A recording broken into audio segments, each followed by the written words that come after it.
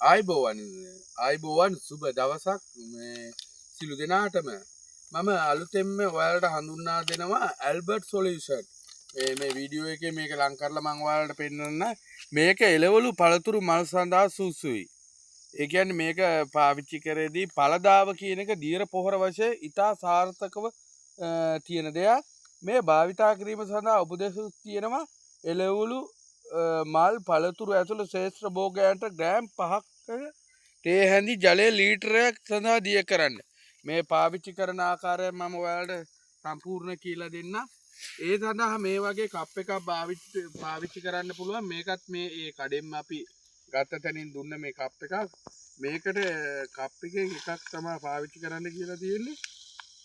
මේ පාවිච්චි කිරීමේදී මේ ආකාරයෙන් මේක එකක් දාලා ඉන්පසු ජලය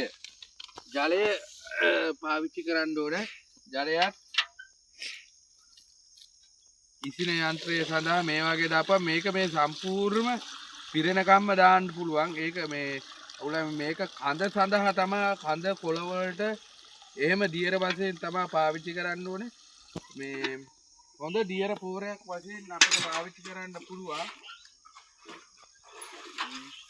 මේක පාවිච්චි කරනවා වගේම මම මේක මේ සම්පූර්ණ ඔයාලට කියලා දෙන්නම්. මේක මේ ස්ප්‍රේ කරන විදිය පවා ඔයාලත් මේක පාවිච්චි කරලා බලන්න. ගොඩාක් සාර්ථක පොහොර වර්ගයක් වශයෙන් පාවිච්චි කරන්න පුළුවන්. අපි නම් අපේ හේනෙදි ලිඳක් තියෙනවා හින්දා උදේම වහින්න එන කෙනෙකුත් තියෙනවා.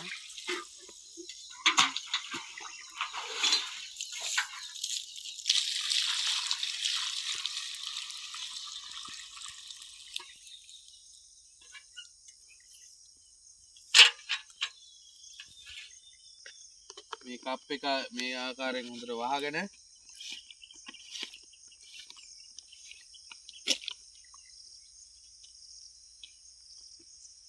වහිනවා.